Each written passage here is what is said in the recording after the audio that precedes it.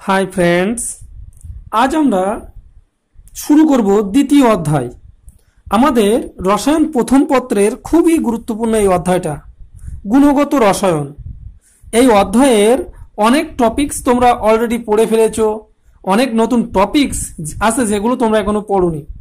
আমরা পড়া না পড়া দিয়ে খুব গুরুত্বপূর্ণভাবে একটা সুন্দর ক্লাস তোমাদের সাথে আলোচনা করব। আমার বিশ্বাস তোমরা এই ক্লাসটার শুরু থেকে শেষ পর্যন্ত থাকবে এবং এখান থেকে অনেক নতুন নতুন টপিকস তোমরা শিখতে পারবে। তোমরা যারা এই অধ্যায় অলরেডি পড়ে ফেলেছো তাদের জন্য অনেক গুরুত্বপূর্ণ টপিকস এখানে রয়ে গেছে। আমরা যে টপিকসগুলো আলোচনা করব সেটা হলো পরমাণু ও মূল কণিকা, আইসোটোপ, আইসোবার, আইসোটন। জাস্ট এগুলো লিখে ফেলেছি আমরা এই টপিকসগুলো এখন আলোচনা করব। তাহলে প্রথমে আসি, পরমাণু কি? পরমাণু কি? আমাদের পরমাণু কাকে বলে? আসলে পরমাণু হলো কোনো একটি মৌলিক পদার্থের ক্ষুদ্রতম কণা। একসময় ধারণা করা হতো যে পরমাণুকে আর ভাঙা যায় না, কিন্তু পরমাণু বিভাজ্য, এটা বিজ্ঞানীরা প্রমাণ করছে। আর এই পরমাণুকে ভাঙলে সূক্ষ্ম সূক্ষ্ম কণিকা পাওয়া যায়, আর এই সূক্ষ্ম কণিকাকে বলা হয় মূল কণিকা। তাহলে মৌলিক পদার্থের ক্ষুদ্রতম কণিকা হলো পরমাণু, আর এই পরমাণুকে ভাঙলে যে ক্ষুদ্র ক্ষুদ্র কণিকা পাওয়া যায় তাদেরকে বলা হয় মূল কণিকা। সাধারণত এই মূল কণিকা নিয়ে আমরা একটু আলোচনা করব। মৌলিক কণিকা। এই মৌলিক কণিকা মূলত তিন প্রকার। আমরা একটু দেখি কি কি কণিকা। মৌলিক কণিকা তিন প্রকার। আমাদের এই তিন প্রকার মৌলিক কণিকাগুলো হলো স্থায়ী মূল কণিকা, স্থায়ী মৌলিক কণিকা, অস্থায়ী মৌলিক কণিকা, অস্থায়ী মৌলিক কণিকা, আর একটা হলো কম্পোজিট কণিকা।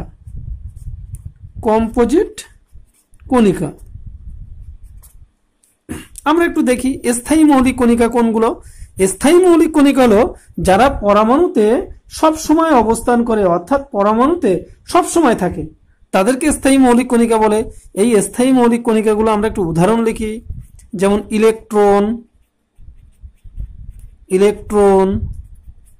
Proton, neutron. অর্থাৎ যে সমস্ত কণিকা পরমাণুতে সব সময় অবস্থান করে তাদেরকে বলা হয় স্থায়ী মৌলিক কণিকা। এখন দেখি অস্থায়ী মৌলিক কণিকাগুলো কি কি। যে কিছু কিছু মৌলিক কণিকা আছে যারা পরমাণুতে কিছু সময়ের জন্য আসে, কিছু সময়ের জন্য অবস্থান করে, তাদেরকে অস্থায়ী মৌলিক কণিকা বলে। এরকম অস্থায়ী মৌলিক কণিকার সংখ্যা প্রায় 100টি। তাহলে আমরা যেমন অস্থায়ী মৌলিক কণিকা মেসন, অস্থায়ী মৌলিক কণিকা পজিট্রন, অস্থায়ী মৌলিক কণিকা গ্রাভিট্রন, নিউট্রিনো, এরকম 100টির মতো আমাদের অস্থায়ী মৌলিক কণিকা আছে। এখন এই অস্থায়ী মৌলিক কণিকার পাশাপাশি পরমাণুতে কিছু ভারী কণিকা থাকে। এই অস্থায়ী মৌলিক কণিকার পাশাপাশি এগুলো অস্থায়ী, কিন্তু এগুলো ভারী। এই যে অস্থায়ী ভারী কণিকা তাকে বলা হয় কম্পোজিট কণিকা। এই কম্পোজিট ভারী কণিকা যেমন ডিউটেরন, তারপরে আলফা কণা। তাহলে আমরা দেখলাম যে মৌলিক কণিকা, যে সমস্ত মৌলিক কণিকাকে সাধারণত তিন ভাগে ভাগ করা হয়। একটা হলো স্থায়ী মৌলিক কণিকা, অস্থায়ী মৌলিক কণিকা, কম্পোজিট কণিকা। স্থায়ী মৌলিক কণিকা যারা পরমাণুতে স্থায়ীভাবে অবস্থান করে তাদেরকে স্থায়ী মৌলিক কণিকা বলে, ইলেকট্রন, প্রোটন, নিউট্রন। আর অস্থায়ী মৌলিক কণিকা যারা পরমাণুতে কিছু সময়ের জন্য অবস্থান করে, সব সময় থাকে না, কিছু সময় চলে যায়, তাদেরকে অস্থায়ী মৌলিক কণিকা বলে। এরা হলো মেসন, পজিট্রন, গ্রাভিট্রন, নিউট্রিনো, অ্যান্টিনিউট্রিনো, এরকম 100টির মতো কণিকা আছে। কম্পোজিট কণিকা এরাও অস্থায়ী কণিকা, কিন্তু এরা ভারী। তাহলে অস্থায়ী মৌলিক কণিকার পাশাপাশি যে সমস্ত মৌলিক কণিকা ভারী তাদেরকে অস্থায়ী মৌলিক কণিকা বলে, যেমন ডিউটেরন, আলফা কণা, এগুলো অস্থায়ী মৌলিক কণিকা। তাহলে এখন আমরা কিছু মৌলিক কণিকা সম্পর্কে একটু ধারণা লাভ করি। যে আমাদের ইলেকট্রন ভর কত? আমরা জানি ইলেকট্রনের ভর 9.11 গুণ 10⁻³ কেজি, বা একে যদি আমি গ্রামে করি 9.11 গুণ 10⁻28 গ্রাম। আচ্ছা, ইলেকট্রনের চার্জ হলো মাইনাস, যেহেতু এটা ঋণাত্মক চার্জযুক্ত ইলেকট্রন, মাইনাস 1.6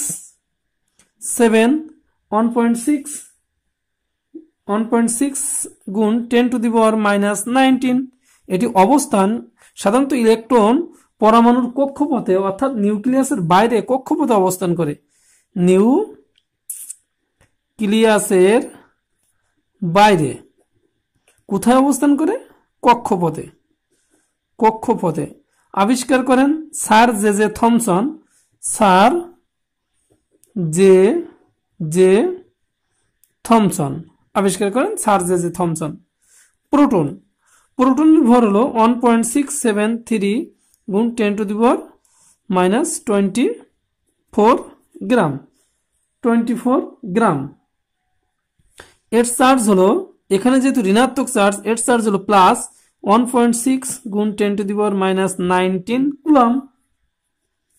এত কুলম। অবস্থান এটা নিশ্চিত নিউক্লিয়াসে অবস্থান করে। নিউক্লিয়াসে অবস্থান করে। সাধারণত আমাদের আবিষ্কারক, আমাদের যে প্রোটন আবিষ্কার করেন বিজ্ঞানী রাদারফোর্ড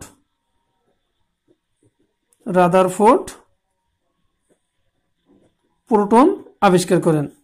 এরপরে নিউট্রন 1.675 গুণ 10⁻24 গ্রাম। এবং আমাদের যে এত গ্রাম, আমাদের নিউট্রনের চার্জ হলো নিরপেক্ষ, কারণ নিউটন হলো নিরপেক্ষ। নিউটন অবস্থান করে সাধারণত কোথায় বলতো? নিউক্লিয়াসে। নিউটন আবিষ্কার করেন বিজ্ঞানী চ্যাডউইক। তাহলে আমরা ধারণা পেলাম আমাদের স্থায়ী মৌলিক কণিকাগুলোর নাম। ইলেকট্রন, প্রোটন, নিউট্রন কে আবিষ্কার করেন, কত সালে, কোথায় আবিষ্কার করেন। তাহলে ইলেকট্রন আবিষ্কার করেন আমাদের বিজ্ঞানী স্যার জে জে থমসন। তারপরে প্রোটন আবিষ্কার করেন, নিউট্রন আবিষ্কার করেন। সব মিলে এই তথ্যগুলো তোমাদের জানা দরকার, যেগুলো তোমাদের লাগবে। আইসোটোপ। আমরা তার আগে একটু দেখি আইসোটোপ বলতে গেলে আমাদের শেষে আইসোটোপ আছে প, যেহেতু আইসোটোপ বানানে দেখতে পেলাম শেষে প আছে, অর্থাৎ এখান থেকে আমাদের বুঝতে হবে যে পারমাণবিক সংখ্যা একই। পারমাণবিক সংখ্যা একই হবে।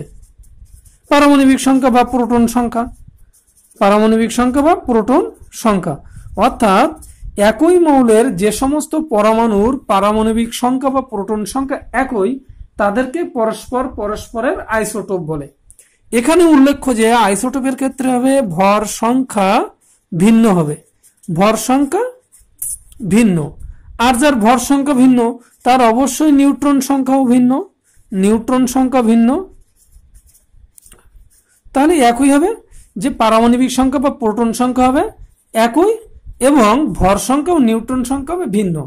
তাহলে সংজ্ঞাটা এইভাবে লিখতে পারি, একই মৌলের যে সমস্ত পরমাণুর প্রোটন সংখ্যা বা পারমাণবিক সংখ্যা একই কিন্তু ভর সংখ্যা ভিন্ন, তাদেরকে পরস্পরের আইসোটোপ বলে।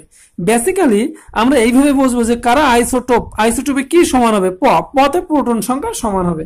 তাহলে আমরা একটু উদাহরণ দেখি আমাদের আইসোটোপ কাদের বলা হচ্ছে। যেমন হাইড্রোজেনের একটা কমন উদাহরণ আমরা জানি, হাইড্রোজেনের 3টা আইসোটোপ আছে। হাইড্রোজেন কিন্তু একই মৌল, হাইড্রোজেন একই মৌলের 3টা আইসোটোপ আছে, 1 1 1 1 2 3।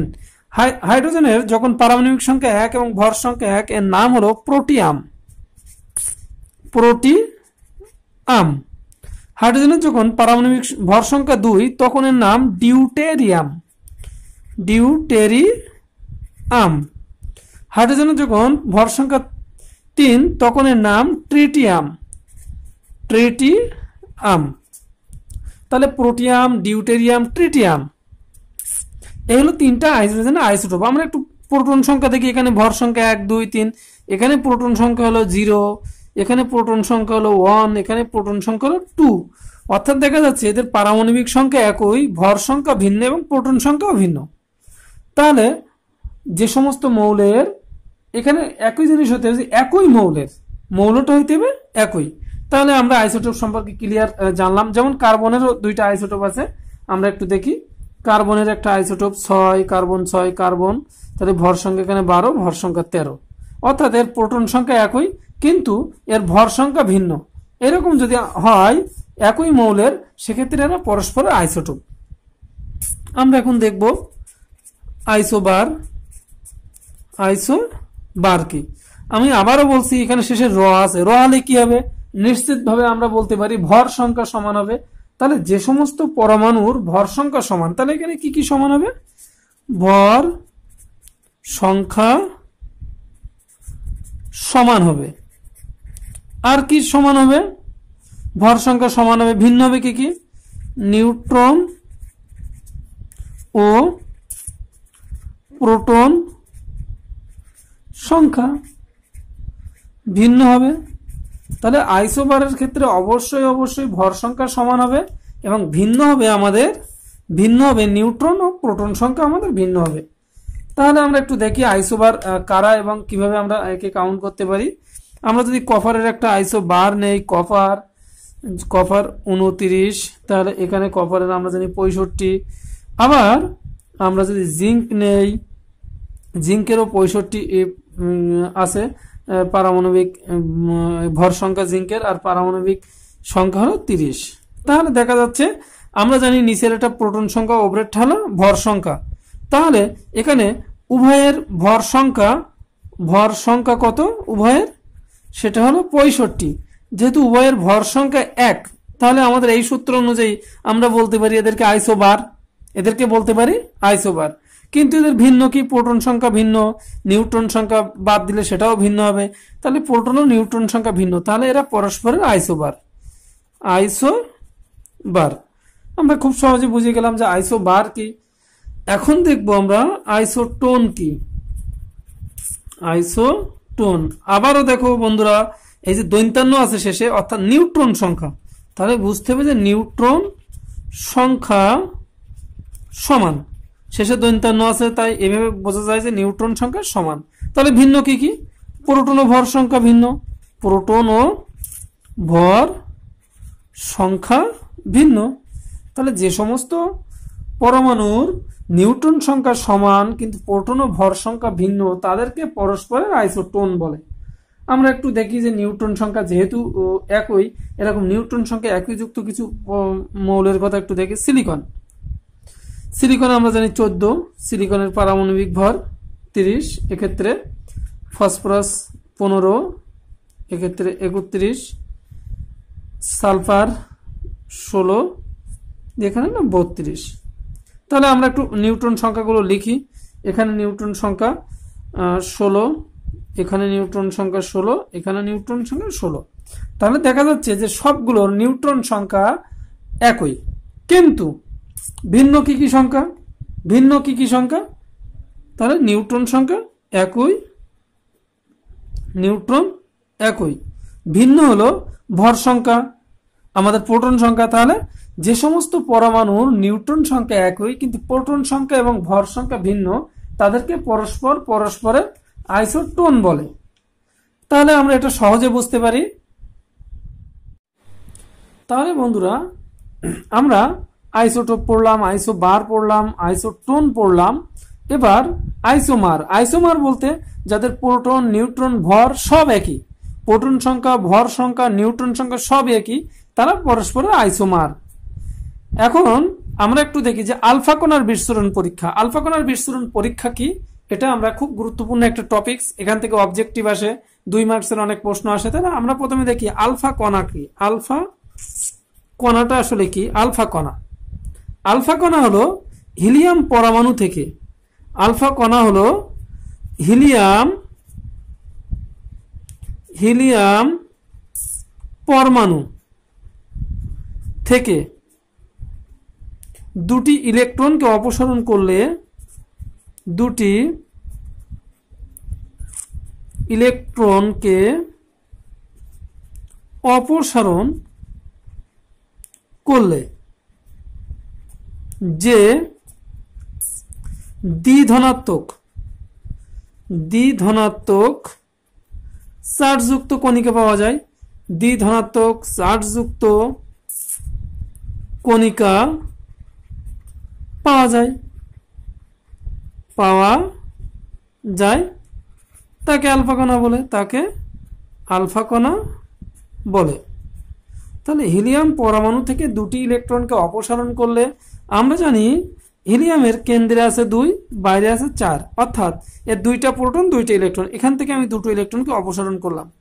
ইলেকট্রনকে অপসারণ করলে He2+ এরকম পাওয়া যাচ্ছে, 2 4 He2+। এই যে দ্বিধনাত্মক চার্জযুক্ত কণিকা পাওয়া যাচ্ছে, এইটা সমান সমান আলফা কণা। তাহলে আলফা কণা ধনাত্মক চার্জযুক্ত, যেহেতু হিলিয়াম পরমাণু থেকে দুটি ইলেকট্রন অপসারণ করার পরে আমি আলফা কণা পাচ্ছি, অর্থাৎ বোঝা যাচ্ছে যে আলফা কণা একটা ধনাত্মক চার্জধর্মী কণিকা। এখন আমাদের এই আলফা কণার বিস্ফোরণ পরীক্ষাটা আমরা এখন নির্ণয় করব। আলফা কণার বিস্ফোরণ পরীক্ষা উপকরণ সমূহ কি কি লাগবে? এই পরীক্ষার জন্য যে উপকরণগুলো লাগবে সেটি হলো খুব পাতলা, অর্থাৎ 4 × 10³ ন্যানোমিটার পুরুত্বের একটি সোনার পাত। তারপরে লাগবে জিঙ্ক সালফাইড পর্দা, ZNS এর প্রলেপযুক্ত পর্দা, জিঙ্ক সালফাইডের প্রলেপযুক্ত পর্দা। তেজস্ক্রিয় রেডিয়াম লাগবে এবং লাগবে লেড ব্লক। এইগুলো দিয়ে বিজ্ঞানী রাদারফোর্ড সর্বপ্রথম আলফা কণা বিস্ফোরণ পরীক্ষা করেন এবং এই পরীক্ষার মাধ্যমে তিনি নিশ্চিতভাবে নিউক্লিয়াস আবিষ্কার করেন। তাহলে আমরা একটু দেখি পরীক্ষার পদ্ধতিটা কি। বিজ্ঞানী রাদারফোর্ড এত মিটার পুরুত্বের সোনার পাতকে নিয়ে তার এক পাশে জিঙ্ক সালফাইড, আমরা একটু ধরলাম এইখানে বিজ্ঞানী রাদারফোর্ড একটা জিঙ্ক সালফাইড পর্দা দেন, ZNS জিঙ্ক সালফাইড পর্দা। এই জিঙ্ক সালফাইডের পর্দার পিছনে তিনি চোখ রাখেন, চোখ রেখে দেখেন এই জিঙ্ক সালফাইড হলো পর্দার উপরে আলফা কণা আঘাত হানলে, যখনই আলফা কণা এই জিঙ্ক সালফাইডের পর্দার উপরে টুক টুক করে অনুপ্রভা সৃষ্টি করবে, অর্থাৎ এই অনুপ্রভা সৃষ্টিকারী এগুলো শক্তি শোষণ করতে পারে এবং শক্তি বিকিরণ করতে পারে। এই জিঙ্ক সালফাইড পর্দা রয়েছে, ঠিক তার বিপরীত দিক থেকে আমাদের এখানে লেড ব্লকে রাখতে হবে। আমরা দেখি যে পাতলা সোনার পাত, খুব পাতলা একটা সোনার পাত দেখে, এরকম পাতলা সোনার পাত রাখে বিজ্ঞানী রাদারফোর্ড। পাতলা সোনার পাত, অনেক পাতলা একটা সোনার পাত তিনি রাখে। এখানে লেড ব্লকে রক্ষিত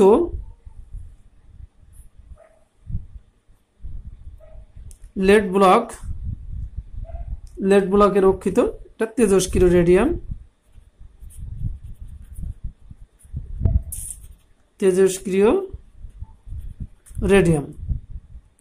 এই তেজস্ক্রিয় রেডিয়াম থেকে আলফা কণাগুলো বিচ্ছুরণ করে এবং এখান থেকে যখন আলফা কণা যাচ্ছে তখন অধিকাংশ আলফা কণা পর্দা ভেদ করে, সোনার পাত ভেদ করে পর্দায় গিয়ে আঘাত করছে এবং অনুপ্রভা সৃষ্টি করছে। বিজ্ঞানী রাদারফোর্ড সেটা দেখতে পাচ্ছে। অধিকাংশ কণিকা সরাসরি পর্দা ভেদ করে চলে যাচ্ছে, এবং কিছু কিছু কণিকা থেকে খুব অল্প পরিমাণ যারা একটা অবস্থানে গিয়ে কিছুটা বেঁকে যাচ্ছে, এবং খুব কম পরিমাণ কণিকা, যেমন 20,000-এর মধ্যে একটি কণিকা সে পূর্বের অবস্থায় ফিরে আসতেছে। এই কয়টা সত্যের উপরে ভিত্তি করে বিজ্ঞানী রাদারফোর্ড তাহলে একটা ধারণা লাভ করেন, যে তিনি দেখেন যে ম্যাক্সিমাম কণিকাগুলো সোনার পাত ভেদ করে, এটা হলো সোনার পাত ভেদ করে জিঙ্ক সালফাইড পর্দাকে আঘাত করছে, ফলে অনুপ্রভা সৃষ্টি হচ্ছে। এবং খুব অল্প সংখ্যক কণিকা যারা একটা নির্দিষ্ট জায়গায় এসে বেঁকে যাচ্ছে, এবং 20,000-এর মধ্যে একটি কণিকা সরাসরি পূর্বের অবস্থানে ফিরে আসতেছে। এই ধারণার উপর ভিত্তি করে বিজ্ঞানী রাদারফোর্ড আবিষ্কার করেন যে নিশ্চিতভাবে এই যে সোনার পাতটা নিছি এর কেন্দ্রে ধনাত্মক চার্জযুক্ত কিছু আছে, কারণ আমি যখন আলফা কণা ফেলছি আমার এই আলফা কণাটা হলো ধনাত্মক চার্জযুক্ত কণিকা। নিশ্চিতভাবে যদি সোনার পাতের এখানে ধনাত্মক চার্জযুক্ত না থাকে তাহলে বিকর্ষণও করতো না এবং সরাসরি বেঁকে চলে আসতো না। এই ধারণার উপর ভিত্তি করে বিজ্ঞানী রাদারফোর্ড বলেন যে এই ধনাত্মক চার্জযুক্ত কণিকা আছে নিশ্চিতভাবে, এবং তার নাম দেন নিউক্লিয়াস। তার নাম নিউক্লিয়াস হিসেবে আখ্যায়িত করেন।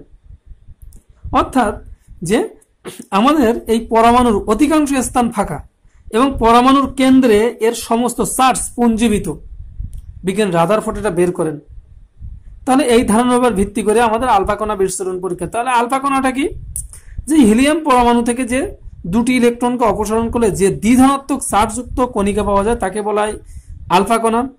আলফা কণা বিস্ফোরণ পরীক্ষার জন্য আমাদের উপাদানগুলো এগুলো জানা দরকার, কারণ অবজেক্টিভে আসে যে আলফা কণা বিস্ফোরণ পরীক্ষা কি কি লাগতে পারে, এগুলো খুব জরুরি, তোমরা এগুলো দেখবা। এরপরে আলফা কণার বিস্ফোরণ পরীক্ষাটার জন্য কিভাবে সেট আপ করে, এটা খুব জরুরি। এখন আমরা দেখব, তাহলে আমরা আলফা কণা বিস্ফোরণ পরীক্ষা ক্লিয়ার করলাম।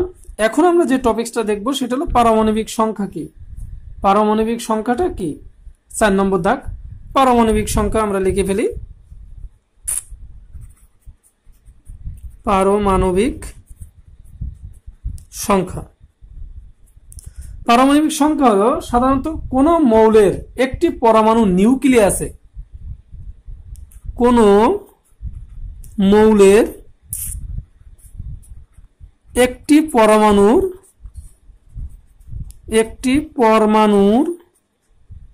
নিউক্লিয়াসে, কোন মৌলের একটি পরমাণু নিউক্লিয়াসে যত সংখ্যক প্রোটন অবস্থান করে, নিউক্লিয়াসে যত সংখ্যক প্রোটন অবস্থান করে তাকে কি বলে? করে ওই সংখ্যাকে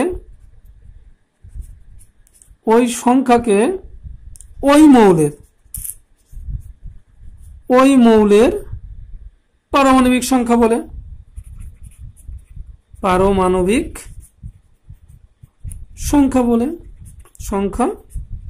বলে।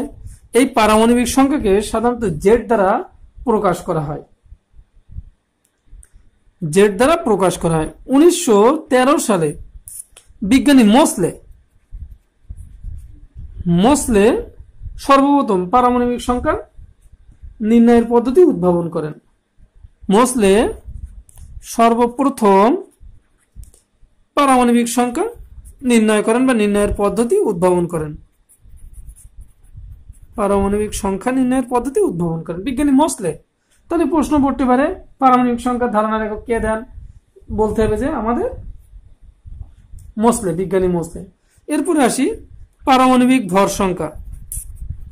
পারমাণবিক ভর সংখ্যা কি? যে কোনো মৌলের পরমাণুতে বর্তমান প্রোটন ও নিউট্রন সংখ্যার সমষ্টিকে, তাহলে প্রোটন ও নিউট্রন সংখ্যা সমষ্টি, প্রোটন প্লাস নিউট্রন সংখ্যা, প্রোটন প্লাস নিউট্রন সংখ্যা ইকুয়াল টু আমার কি সংখ্যা? পারমাণবিক ভর সংখ্যা, বা একে আর একটা নাম বলা হয় নিউক্লিয়ন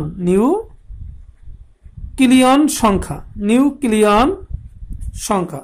তাহলে পারমাণবিক সংখ্যা সমান সমান প্রোটন সংখ্যা প্লাস নিউট্রন সংখ্যা, একে নিউক্লিয়ন সংখ্যাও বলা হয়। তাহলে এটা হলো আমাদের পারমাণবিক সংখ্যা বের করার নিয়ম। আমরা যদি একটা পরমাণুর ক্ষেত্রে বের করি যে কোনটা কোন সংখ্যা, কিভাবে বের করব? একটা পরমাণু এক্স, একটা পরমাণু ধরলাম এখানে এ, এখানে হলো জেড। তাহলে আমার এ দ্বারা বুঝবো আমরা এটা হলো ভর সংখ্যা, জেড দ্বারা বুঝবো এটা পারমাণবিক সংখ্যা, পারমাণবিক সংখ্যা, জেড দ্বারা বুঝবো পারমাণবিক সংখ্যা। তাহলে আমরা যদি হিলিয়াম পরমাণুর ক্ষেত্রে বের করি তাহলে 2, 4, অর্থাৎ আমাদের পারমাণবিক সংখ্যা আর প্রোটন সংখ্যা অর্থাৎ 2 এবং ভর সংখ্যা হলো 4। তাহলে এখানে আমরা বের করে ফেলি পারমাণবিক সংখ্যা ইকুয়াল টু 2, ভর সংখ্যা ইকুয়াল টু 4। তাহলে নিউট্রন সংখ্যা কত? নিউট্রন সংখ্যা হলো আমাদের পারমাণবিক ভর সংখ্যা বিয়োগ প্রোটন সংখ্যা। তাহলে ভর বিয়োগ প্রোটন সংখ্যা, এখানে ভর সংখ্যা হলো 4 বিয়োগ প্রোটন 2, অর্থাৎ আমাদের নিউট্রন সংখ্যা হলো 2। এখন আমরা যদি বলি ইলেকট্রন সংখ্যা কত, আমরা জানি কোনো পরমাণুতে যে কয়টি প্রোটন থাকে সেই কয়টি ইলেকট্রন থাকে, তাহলে ইলেকট্রন সংখ্যা হলো 2। যে কয়টি প্রোটন থাকে আমার সেই কয়টি ইলেকট্রন থাকে, অর্থাৎ পরমাণুর আমার ইলেকট্রন সংখ্যা হলো 2। এইভাবে তোমরা অসংখ্য মৌলের তোমরা বের করতে পারবা। এইভাবে আমরা যদি একটা নতুন কোনো পরমাণু দেখি যে কিভাবে আমরা পারমাণবিক ভর সংখ্যা, যেমন সোডিয়াম 11 23 প্লাস, অর্থাৎ এখানে আমরা বের করব প্রোটন সংখ্যা কত, ভর সংখ্যা কত, নিউট্রন সংখ্যা কত এবং ইলেকট্রন সংখ্যা কত। এই 4টা টপিকস আমরা বের করব কোনটার কত। তাহলে আমরা দেখি, আমরা জানি প্রোটন সংখ্যা অর্থাৎ কেন্দ্রে পারমাণবিক সংখ্যা বা প্রোটন সংখ্যা তাকে বলা হয়। পারমাণবিক সংখ্যা হলে নিচে একে কি দ্বারা প্রকাশ করা হয়, একে জেড দ্বারা প্রকাশ করা হয়, ভর সংখ্যাকে এ দ্বারা প্রকাশ করা হয়। অর্থাৎ আমার এই যে জেড এর মানটাই প্রোটন সংখ্যা, জেড ইকুয়াল টু আমার 11, ভর সংখ্যা এ ইকুয়াল টু কত, ওপরে যে মানটা থাকবে সেটা হলো 23। নিউট্রন সংখ্যা কত, নিউট্রন সংখ্যা অবশ্যই এ মাইনাস জেড, অর্থাৎ 23 মাইনাস 11 ইকুয়াল টু 12। ইলেকট্রন সংখ্যা আমরা বলছি আমার কেন্দ্রে যে কয়টা প্রোটন থাকবে ইলেকট্রন সংখ্যাও সেই কয়টা। তাহলে কেন্দ্রে যেহেতু 11টা প্রোটন আছে, ইলেকট্রন থাকার কথা 11টা, কিন্তু এখানে একটা প্লাস চার্জ রয়ে গেছে, অর্থাৎ সোডিয়াম একটা ইলেকট্রনকে ত্যাগ করছে। অর্থাৎ সোডিয়ামের ইলেকট্রন ছিল 11টি, সে ত্যাগ করছে একটি, অর্থাৎ সে একটা ইলেকট্রন ত্যাগ করে দিছে, অর্থাৎ তার আছে এখন আর 10টি। তাহলে আমাদের ইলেকট্রন সংখ্যা হবে 10টি। এটা কিন্তু একটা বোঝার বিষয় যে আমাদের ইলেকট্রন সংখ্যা কোনটা কতটি চলে গেছে। এটা প্লাস চার্জ থেকে ইলেকট্রন চলে গেছে, ঋণাত্মক চার্জ হলে ইলেকট্রন চলে আসছে। আমরা এইভাবে আর একটা দেখি অক্সিজেনের ক্ষেত্রে, অক্সিজেন 2 মাইনাস 8 16, এক্ষেত্রে আমরা প্রোটন সংখ্যা বের করতে পারি। প্রোটন হলো 8, ভর সংখ্যা হলো আমাদের 16, আমাদের নিউট্রন সংখ্যা হলো কত, নিউট্রন সংখ্যা হলো অবশ্যই 16 বিয়োগ 8 অর্থাৎ 8, এবং ইলেকট্রন সংখ্যা কত, যেহেতু এখানে আমার 8 হওয়ার কথা, প্রোটন সংখ্যা যে কয়টা ইলেকট্রন 8 হওয়ার কথা, কিন্তু এখানে 2টা মাইনাস অর্থাৎ 2টো ইলেকট্রন যোগ হয়েছে। Electron equal to 10। এই অর্থাৎ এখান থেকে আমরা সহজে তাহলে আমাদের পারমাণবিক সংখ্যা ও পারমাণবিক ভর সংখ্যা সম্পর্কে বিস্তারিত জানলাম। ধন্যবাদ বন্ধুরা, আজকে তোমরা যে যা এই ক্লাসটা উপভোগ করছো সবাইকে অসংখ্য ধন্যবাদ, এবং তোমরা আমাদের এই চ্যানেলটাকে সাবস্ক্রাইব করো পরবর্তী ভিডিও পেতে নোটিফিকেশন পাওয়ার জন্য। থ্যাংক ইউ সবাইকে।